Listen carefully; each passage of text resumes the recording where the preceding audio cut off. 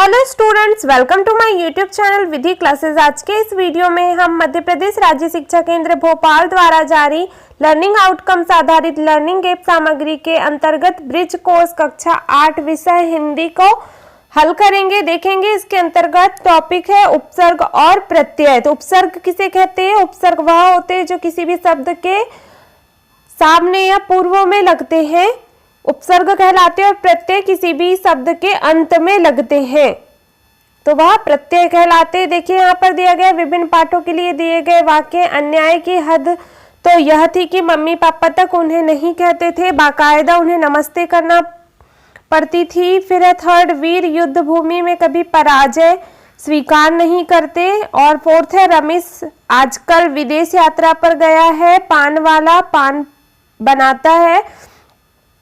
देखिए यहाँ पर पान वाला शब्द के नीचे अंडरलाइन है, मतलब यहाँ पर क्या लगा है? वाला प्रत्यय है। फिर इसके बाद है लड़कपन, दिखाना सब जगह अच्छा नहीं है। तो यहाँ देखिए लड़कपन तो क्या हो जाएगा?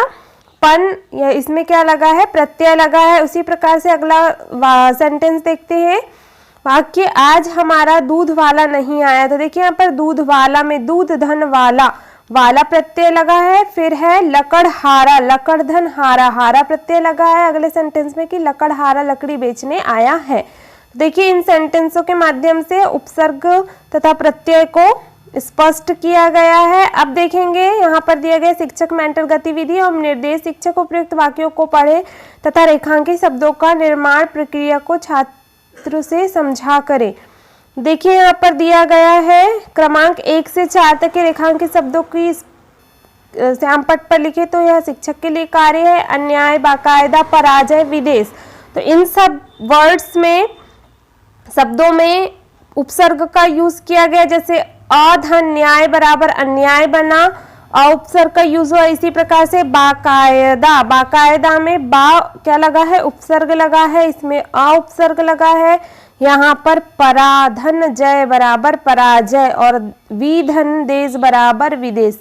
तो आ, बा, परा और वी क्या लगा है? इन शब्दों में लगने वाले उपसर्ग हैं। इसी प्रकार से अगला है इन शब्दों में मूल शब्द की पहचान कराएं। जैसे न्याय, कायदा, जय और देश हमने देखा अभी।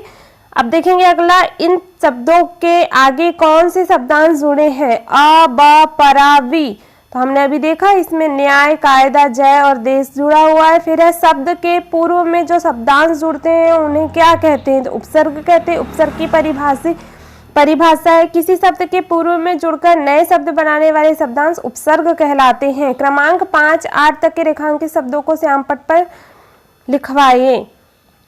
पान वाला, लड़कपन, दूध वाला और लकड़हारा। इन शब्दों में मूल शब्द है पान, लड़का, दूध, लकड़ी। शब्द के बाद जुड़कर जो शब्द निर्माण करते हैं उन्हें क्या कहते हैं? प्रत्यय। प्रत्यय की परिभाषा है शब्द के अंत में जुड़कर नवीन शब्द निर्माण करने वाले शब्दांश प्रत्यय कहलाते हैं।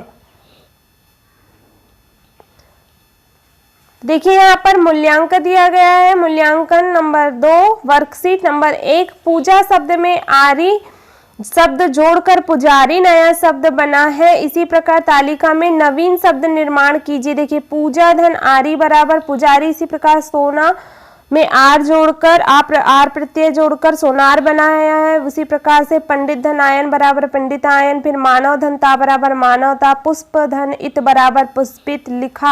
लिख धन आई बराबर लिखाई। पढ़ धन आई बराबर हो जाएगा पढ़ाई। घबराहट, तो यहाँ पर घबरा धन आहट बराबर घबराहट। बुन धन आवट बराबर बुनावट हो जाएगा। शेर धन नी बराबर शेरनी। बच्चा धन पन बराबर बचपन। लड़ धन आकू बराबर लड़ाकू। झगड़ धन आलू बराबर झगड़ालू। राष्ट्र धन ई बराबर राष्ट्रीय। मीठा धन स बराबर मिठास। बनारस धन ई बराबर बनारसी। गरीब धन ई बराबर गरीबी और कुल धन ईन बराबर कुलीन। तो हमने इनमें सब प्रत्यय जोड़ करके नए शब्द, नवीन शब्द बनाए। अब देखेंगे अगला है छंद विधान। पाठ्य सामग्री यह पाठ 7 नीति के दोहे से लिया गया है। देखिए यहाँ पर एक कविता है, नीति के दोहे दिए गए हैं। तो इन दोहों को भी ध्यानपूर्वक पढ़ लेंगे बच्चे। फिर है अगला, यहाँ पर शिक्षक मेंटर के लिए निर्देश है, तो इन निर्देशों को भी ध्यानपूर्वक पढ़ लेंगे। फिर है गतिविधि और अभ्यास। तो यहाँ पर छंद किसे कहते हैं बताया गया है कि मात्रा या वर्ण के आधार पर की गई काव्य की रचना छंद कहलाती है। देखिए छंद की परिभाषा है। फिर है छंद। छंद वह साचा है जिसमें भाव ढलकर सुंदर एवं आकर्षक रूप धारण कर लेते हैं। छंद दो प्रकार के हैं, तो देखिए छंद के प्रकार बताया है, मात्रिक छंद और वार्णिक छंद, वर्णिक छंद। इसी प्रकार मात्रा की गणना के आधार पर की गई काव्य रचना मात्रिक छंद कहलाती है और वर्ण के आधार पर की गई रचना वार्णिक छंद कहलाती है। मात्राओं के प्रकार ह्रस्व और दीर्घ। ह्रस्व स्वर के अंतर्गत कौन कौन से आ जाएंगे? ह्रस्व स्वर अ, ई, उ और ऋषि की मात्रा एक लिखी जाती है। इसका संकेत जैसा दिया हुआ है वैसा लिखा जाता है। उसी प्रकार से दीर्घ स्वर। दीर्घ स्वर में कौन कौन से जाएंगे? बड़ा आ, बड़ी ई, बड़ा उ, ए, ओ, औ की दो मात्राएं होती हैं। इसका संकेत है ऐसा, ये जो दिया गया है यहाँ पर इस टाइप से हो जाएगा।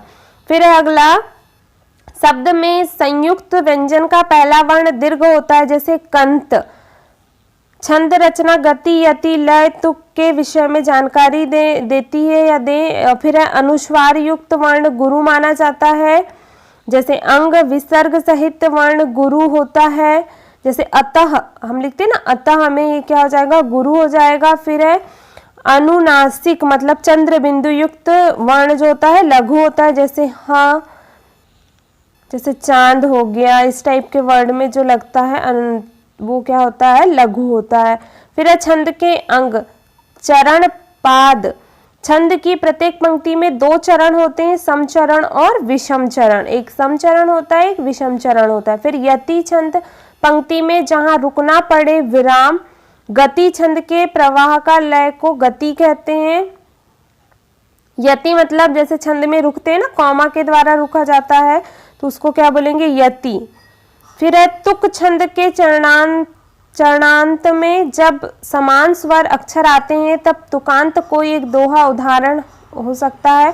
फिर अंत में असमान स्वर व्यंजन होते हैं पर तुकांत सोरठा, जैसे कि सोरठा हो गया। छंद के भेद मात्रिक छंद में दोहा और चौपाई की जानकारी भी देवे शिक्षक। फिर है वर्कशीट नंबर 1, रिक्त स्थानों की पूर्ति कीजिए। यहाँ पर रिक्त स्थान भरेंगे।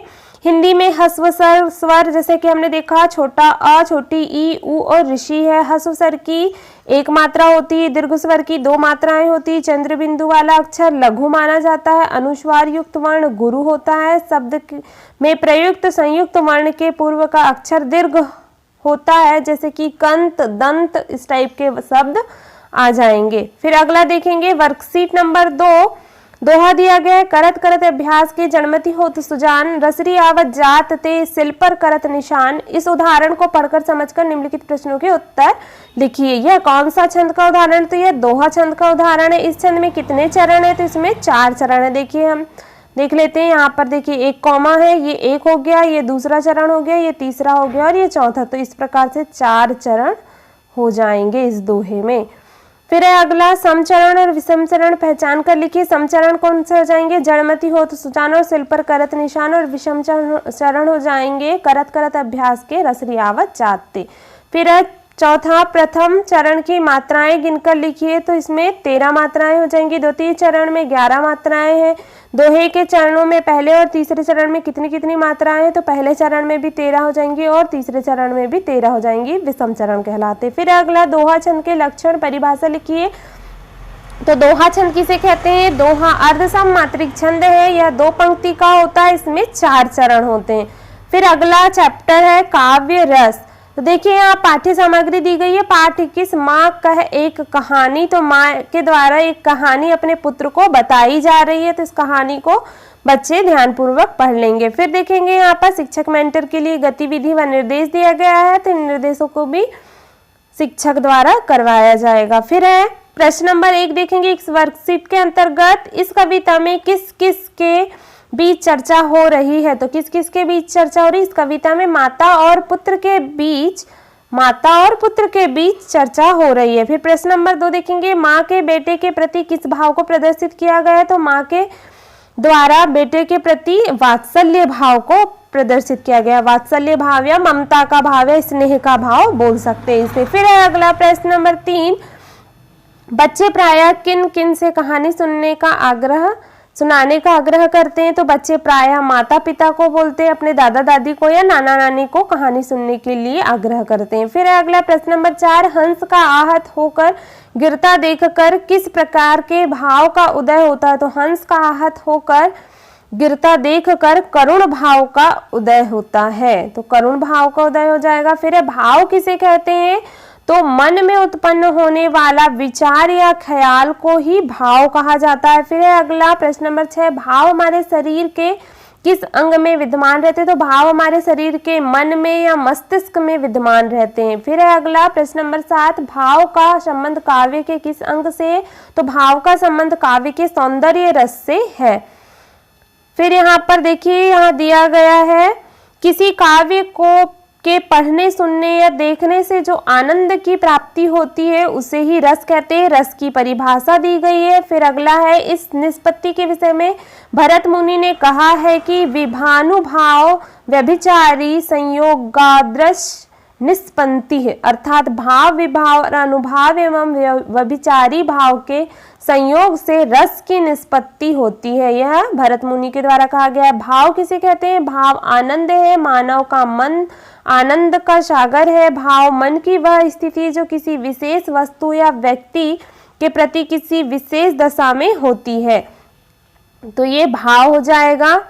फिर अगला, स्थायी भाव मन में चिरकाल में स्थित होते हैं, मन में चिरकाल में स्थित होते हैं, उचित समय आने पर उत्पन्न होते हैं, जितने रस हैं उतने ही स्थायी भाव हैं।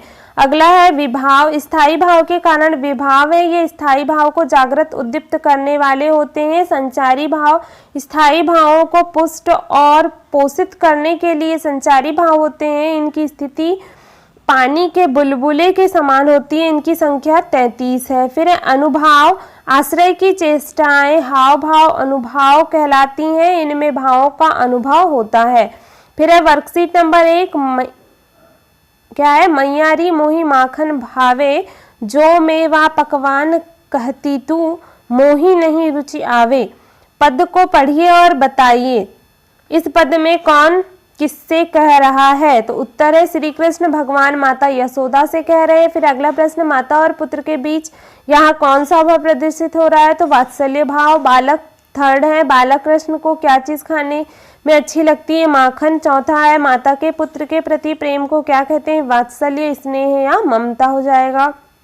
पांचवा है, वत्सल भाव किस रस में होता है? तो वात्सल्य रस में। फिर है मूल्यांकन 4, वर्कशीट 3, काव्य में रस और उसके स्थायी भाव पढ़िए और समझिए। देखिए, श्रृंगार का स्थायी भाव, श्रृंगार रस का स्थायी भाव रति होता है, हास्य रस का हास होता है, करुण रस का शोक होता है, रौद्र रस का क्रोध होता है स्थायी भाव, विभत्स का जुगुप्सा होता है, भयानक का भय, अद्भुत का आश्चर्य या विस्मय हो जाएगा, वीर का उत्साह होता है स्थायी भाव, शांत का निर्वेद होता है स्थायी भाव और वात्सल्य का वत्सल पुत्र शिष्य प्रेम होता है। फिर है अगला, अब प्रश्नों के उत्तर लिखिए। प्रश्न नंबर 1 लिखेंगे, निम्नलिखित उदाहरणों में उनके बीच उनके नीचे रस और स्थायी भाव लिखिए। जैसे अ नंबर का है, घन घमंड घन गजरत घोरा, प्रिया हीन डरपत मन मोरा, दामिनी दमक रही घन याही, खलकी प्रीति थलाथीर नाही। तो रस क्या हो जाएगा इसमें? भयानक, क्योंकि यह भय के बारे में बोल रहा है यह दोहा। स्थायी भाव हो जाएगा भय। इसके बाद अगला देखेंगे, शोक विकल सब रोवती रानी, रूपशील गुण तेज बखानी, करही बिलाप अनेक प्रकारा, परही भूमि तल बारही बारा। तो इसमें करुण रस है और इसका स्थायी भाव होता है शोक। फिर अगला है, एक और अजगर ही जसी, एक और मृगराय विकल बटोही, बीच की परियो मूर्छा खाए। तो इसमें भी भयानक रस है और स्थायी भाव इसका भय होता है। सिर घोट मोट पर चुटिया थी लहराती, थी तोंद लटक कर घुटनों को छू जाती, जब मटक मटक कर चले हंसी भी भारी, हो गए देख कर लोट पोट नर नारी। तो इसमें हास्य रस हो जाएगा और इसका स्थायी भाव होता है हास। तो देखा बच्चों, इस वीडियो में हमने हिंदी का कक्षा 8वीं के चैप्टर को देखा तथा वर्कशीट में दिए गए प्रश्नों को हल किया। आई होप आपको वीडियो अच्छा लगा हो। अगर वीडियो अच्छा लगा हो तो वीडियो को लाइक करिए, अपने फ्रेंड्स के साथ इस वीडियो को अधिक से अधिक शेयर करिए तथा मेरे चैनल पर नए हैं तो चैनल को सब्सक्राइब करिए, साथ ही बेल आइकन को भी प्रेस कर दीजिए ताकि नए वीडियो की अपडेट जल्दी से आप तक पहुंच पाए। Thank you for watching my video.